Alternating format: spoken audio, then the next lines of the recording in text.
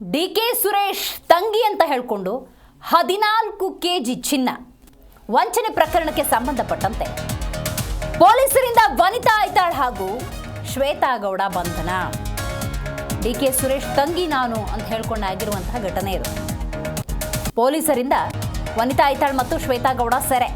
ಚಂದ್ರ layout ಠಾಣೆಯಲ್ಲಿ ವಿಚಾರಣೆ ಬಳಿಕ ಅರೆಸ್ಟ್. ಇವತ್ತು ನೋಟಿಸ್ ಕೂಡ ಕೊಟ್ಟಿದ್ರು. ಹಾಗಾಗಿ ಐಶ್ವರ್ಯ ಗೌಡ ಇವತ್ತು ಸ್ಟೇಷನ್ಗೆ ಹೋಗಬೇಕಾಯಿತು. ವಿಚಾರಣೆ ಆಗ್ತಾ ಇದ್ದಂತೆ ಕೂಲಂಕುಷ ಮಾಹಿತಿ ಸಿಕ್ಕ ನಂತರದ ಸಂದರ್ಭದಲ್ಲಿ ಅರೆಸ್ಟ್ ಮಾಡಿದ್ದಾರೆ. ಐಶ್ವರ್ಯ ಗೌಡ ಪತಿ ಹರೀಶ್ ಇವರನ್ನು ಕೂಡ ಬಂಧಿಸಿದ್ದಾರೆ ಪೊಲೀಸ್ನವರು.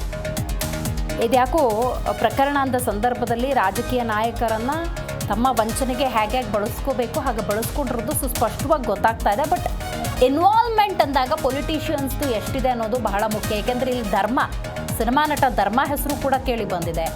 ಈಗ ಡಿ.ಕೆ. ಸುರೇಶ್ ತಂಗಿ ಅಂತ ಹೇಳ್ಕೊಂಡು ಓಡಾಡ್ತಿರುವಂಥದ್ದು, ಡಿ.ಕೆ. ಸುರೇಶ್ ಧ್ವನಿಯಲ್ಲಿ ಮಾತಾಡಿರೋದು, ಈ ಥರದ್ದೆಲ್ಲ ಆಗಿರೋದ್ರಿಂದಾಗಿ ಸತ್ಯಾಸತ್ಯತೆ ಅನ್ನೋದು ಹೊರಗಡೆ ಬರಬೇಕು ಅನ್ನೋದಾದರೆ ಇಲ್ಲಿ ಕೂಲಂಕುಷವಾಗಿ ತನಿಖೆ ಅನ್ನೋದಾಗಬೇಕು.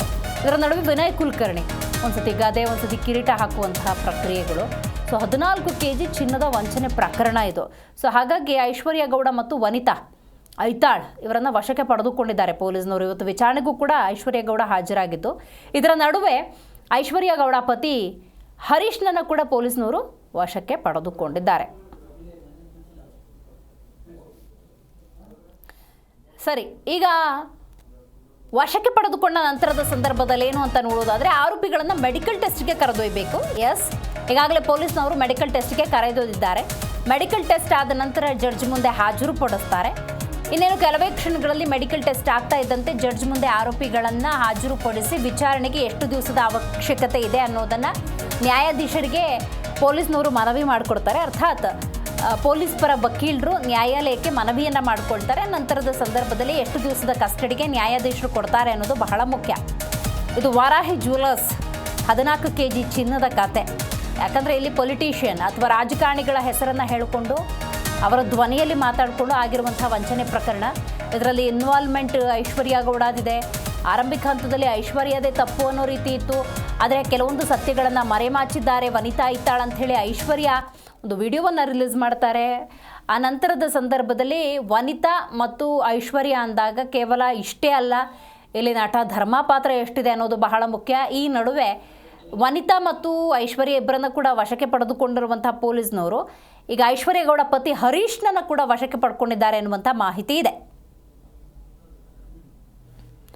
ವಾರಾಹಿ ಜ್ಯುವೆಲರ್ಸ್ ಮಾಲಕಿ ವನಿತಾ ವಂಚನೆ ಪ್ರಕರಣಕ್ಕೆ ಸಂಬಂಧಪಟ್ಟಂತೆ ಐಶ್ವರ್ಯ ಗೌಡ ಮತ್ತು ನಾನು ಕ್ಲೋಸ್ ಫ್ರೆಂಡ್ಸ್ ಆಗಿದ್ವಿ.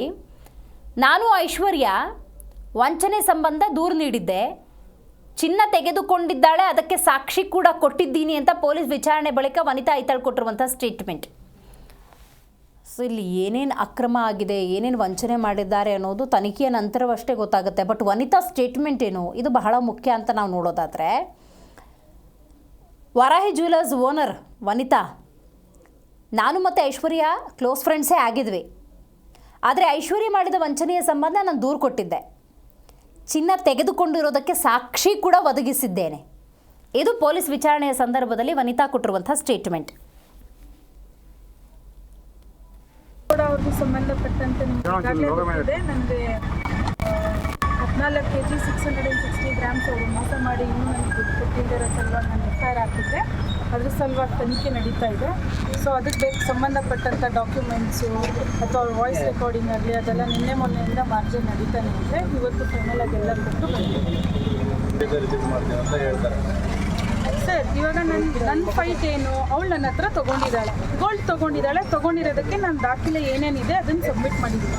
ಅವಳು ತೊಗೊಂಡಿಲ್ಲ ಅನ್ನೋದಕ್ಕೆ ಅವಳು ಪ್ರೂವ್ ಮಾಡಬೇಕು. ತೊಗೊಂಡಿಲ್ಲ ಅಂತಂದರೆ ಮತ್ತೆ ತೊಗೊಂಡಿಲ್ಲ ಅಂತ ಹೇಳಿ ಅದಕ್ಕೆ ಸಾಕ್ಷಿ ಕೊಡ್ತೀನಿ. ತೊಗೊಂಡಿದ್ದಾಳೆ ಅನ್ನೋದಕ್ಕೆ ನಾನು ಸಾಕ್ಷಿ ಕೊಟ್ಟಿದ್ದೀನಿ. ಅದು ಬಿಟ್ಬಿಟ್ಟು ಅವ್ರೊಂದು 1000 ಮಾತಾಡ್ತಾರೆ ಅಥವಾ ನಾನೊಂದು 1000 ಮಾತಾಡ್ತೀನಿ ಅಂದರೆ ಅದು ಸುಮ್ಮನೆ ಕೇಸ್ ಡಿವಿಯೇಟ್ ಆಗುತ್ತೆ. ನಾಟ್ ರಿಕ್ವೈರ್ಡು. ಯಾಕೆಂದರೆ ಅದು ಬೇರೆಯೇ, ಅವ್ರದ್ದು ಬೇರೆ ವ್ಯವಹಾರ ಇದೆ, ಅದನ್ನು ನಾವು ಮಾತಾಡೋಕ್ಕಾಗಲ್ಲ. ನಂದು ಬೇರೆ ವ್ಯವಹಾರ ಇದೆ, ಅವ್ರು ಮಾತಾಡೋಕ್ಕಾಗಲ್ಲ. ಆ ವ್ಯವಹಾರ ಸಂಬಂಧಪಟ್ಟಂತೆ ಯಾರು ಮಾತಾಡಿದ್ರೆ ಅವಾಗ ನಾವು ಮಾತಾಡೋಣ. ಸುಮ್ಮನೆ ಏನಕ್ಕೆ ಅದು ಅವ್ರು ಏನು ಮಾಡ್ತಾ ಇದ್ದಾರೆ ಅಂದರೆ ಕೇಸ್ ಡಿವಿಯೇಟ್ ಮಾಡೋಕ್ಕೆ ಇದೆಲ್ಲ ಮಾತಾಡ್ತಾ ಇದ್ದಾರೆ ಅಷ್ಟೇ ಬಿಟ್ಟರೆ. ಈಗ ನಾನು ನೋಡಿದೆ ವಿದ್ಯಾರಣ್ಯಪುರದಲ್ಲಿ ಏನೋ ಕೇಳಬೇಕಂತ, ಆಯಿತು ಕೇಳ್ಕೊಳ್ಳಿ ಬಿಡಿ, ಅದು ಯಾರು ಬರ್ತಾರೋ ಅವ್ರು ಮಾಡ್ತಾರೆ. ಇವ್ರಿಗೂ ಅದಕ್ಕೂ ಏನು ಸಂಬಂಧ? ಇವ್ರು ನಮಗೆ ನಮ್ಮ ಕೋಆಪರೇಟಿವ್ ಬ್ಯಾಂಕ್ ಇದ್ದವ್ರು ಡೆಪಾಸಿಟ್ ಮಾಡಿ ಆ ಡೆಪಾಸಿಟ್ ನಾನು ಕೊಟ್ಟಿಲ್ವಾ ಕೇಳಿ. ಈಗ ನನ್ನ ಹತ್ರನೇ ಅವ್ರು 14 kg 660 ಗ್ರಾಮ್ ತೊಗೊಂಡು ಕೊಟ್ಟಿಲ್ಲದೆ ಮೋಸ ಮಾಡಿ ಅದಕ್ಕೆ ಡಿ ಕೆ ಸುರೇಶ್ ಅಣ್ಣ ಇದ್ದಾರೆ ಅಂತ ಹೇಳಿ ಪಾಪ ಆ ಗಣ್ಯ ವ್ಯಕ್ತಿಗಳನ್ನ ನೇಮನ್ನು ಹಾಳು ಮಾಡಿ ಎಲ್ಲರಿಗೂ ಮೋಸ ಮಾಡಿ ಇದೇ ಥರ ನಾನು ಈಗಲೂ ಹೇಳಿದ್ದೀನಿ ಇದೇ ಥರನೇ ಅಣ್ಣನ ಹೆಸರು ಹೇಳ್ಕೊಂಡು ಸುಮಾರು ಜನಕ್ಕೆ ಮೋಸ ಮಾಡಿದ್ದಾರೆ. ಆದರೆ ಅದು ನನ್ನ ಸಬ್ಜೆಕ್ಟ್ ಅಲ್ಲ. ಯಾಕೆಂದರೆ ಅವ್ರವ್ರು ಬರಬೇಕು, ಅವ್ರು ಫೈಟ್ ಮಾಡಬೇಕು ಅಂದರೆ ನನ್ನ ವಿಷಯಕ್ಕೆ ನಾನು ಫೈಟ್ ಮಾಡೋಕ್ಕೆ ಬಂದಿದ್ದೀನಿ. ಮುಂಚೆ ಬಂದಿರೋ ಫೋಟೋದಲ್ಲೂ ನಾನು ಹಿಂದೆನೇ ಇದ್ದೀನಿ ನೋಡಿ. ಅವರು ಕಿರೀಟ ಹಾಕ್ತಾ ಇದ್ದಾರಲ್ಲ ಆ ಫೋಟೋದಲ್ಲಿ ನಾನು ಇದ್ದೀನಿ. ಯಾವ ಫೋಟೋದಲ್ಲಿ ನಾನಿಲ್ಲ. ಬರೀ ಐಶ್ವರ್ಯ ಮತ್ತು ವಿನಯ್ ಕುಲಕರ್ಣಿ ಅವ್ರ ಫೋಟೋ ಅಲ್ಲ, ಅದ್ರ ಹಿಂದೆಗಡೆ ವೈಟ್ ಡ್ರೆಸ್ ಹಾಕ್ಕೊಂಡಿರೋದು ವನಿತಾ ಐತಾಳೆ. ಆ ಫೋಟೋ ಬಂದಾಗ ಅದ್ರಲ್ಲಿ ವನಿತಾ ಇದ್ದಾಳಲ್ಲ. ಯಾವಾಗ ಹೇಳಿದ್ರು ನಾನಿಲ್ಲ ಅಂತ ಯಾವಾಗ ಹೇಳಿದೆ? ಇನ್ನು ಕುದುರೆ ಫೋಟೋ ನಂಗೆ ಗೊತ್ತಿಲ್ಲ ಅವ್ರು ಎಲ್ಲಿಂದ ಸಿಕ್ಕಿದೆ ಅಂತ. ಹೌದು, ನಾವಿಬ್ಬರೇ ವಿನಯ್ ಕುಲಕರ್ಣಿ ಅವ್ರ ಮನೆಗೆ ಹೋಗಿದ್ದು ಅಣ್ಣಮ್ಮ ಫಂಕ್ಷನ್ಗೆ ಕರೆಯೋಕ್ಕೆ. ನಾನು ನಿಮಗೆ ಸ್ಟಾರ್ಟಿಂಗಿಂದ ಹೇಳಿದ್ದೀನಿ, ಅವ್ರದ್ದು ಅಣ್ಣಮ್ಮ ಫಂಕ್ಷನ್ ಆಗೋ ತನಕನೂ ನಾವಿಬ್ಬರು ತುಂಬ ಕ್ಲೋಸ್ ಫ್ರೆಂಡ್ಸೇ ಆಗಿದ್ವಿ. ಯಾವಾಗಿದ್ರು ಮಧ್ಯ ಗಿರೀಶ್ ಅವ್ರದ್ದು FIR ಬಿತ್ತು, ಅವ್ರ ಕಡೆ ರಿಲೇಟಿವ್ಸಿಂದ ಹಿಡಿದು ಎಲ್ಲರೂ ಅವಳು ಈ ಥರ ತುಂಬ ಕಡೆ ಮೋಸ ಮಾಡಿದ್ದಾಳೆ ಅಂತ ಹೇಳಿದ್ರು. ಆವಾಗಲೇ ನಮ್ಮ ಟೀಮು ನನಗೆ ತುಂಬ ಆಪ್ತರಾಗಿರೋರೆಲ್ಲ ಟೆನ್ಷನ್ ಆದರು. ಯಾಕೆ ಅಂದರೆ ನಾನು 10.5 kg ಎಷ್ಟು ಹೇಳಿದೆ 14 kg 660 grams ಏನು ಕೊಟ್ಟಿದ್ದೀವಿ, ನಾನೆಲ್ಲಿ ಪ್ರಾಬ್ಲಮಲ್ಲಿ ಬಂದ್ಬಿಡ್ತೀನೋ ಅಂತ ನನ್ನ ಟೀಮ್ ಪೂರ್ತಿ ಇವಳ ಮೇಲೆ ವರ್ಕ್ ಮಾಡಿದಾಗ ಗೊತ್ತಾಯಿತು ಇವಳು ತುಂಬ ಜನಕ್ಕೆ ಮೋಸ ಮಾಡಿದ್ದಾಳೆ ಅಂತ. ನಾವು ಅದಕ್ಕೆ ಭಯದಲ್ಲಿ ನಮ್ಮದು ನಾವು ತೊಗೊಂಬಿಡೋಣ ಅಂತ ನಾವು ಕೇಳಿದ್ದೇನು ತಪ್ಪಲ್ವಲ್ಲ ಸರ್. ಇವತ್ತು ನನ್ನ ಕ್ವಶನ್ ಇಷ್ಟೇ, ನನಗೆ ಕೊಟ್ಟಿರೋ ನನಗೆ ವಾಪಸ್ ಕೊಟ್ಬಿಡು, ಅಷ್ಟು ಬಿಟ್ಟರೆ ಬೇರೆ ಯಾವುದು ನಾನು ಬೇರೆ ವಿಷಯ ಯಾವುದು ಮಾತಾಡೋಕ್ಕೆ ಇಷ್ಟ ಇಲ್ಲ. ಯಾವ ಗಣ್ಯ ವ್ಯಕ್ತಿಗಳನ್ನೂ ತರಕ್ಕೆ ಇಷ್ಟ ಇಲ್ಲ. ಯಾವ ಗಣ್ಯ ವ್ಯಕ್ತಿಗಳು ನನ್ನ ವಿಷಯದಲ್ಲಿ ಇನ್ವಾಲ್ವ್ ಆಗಿಲ್ಲ. ಮೇಡಮ್, ಈಗ ಗೋಲ್ಡ್ ನೀವು ಇಷ್ಟೊಂದೆಲ್ಲ ಕೊಟ್ಟಿದ್ದೀರಿ.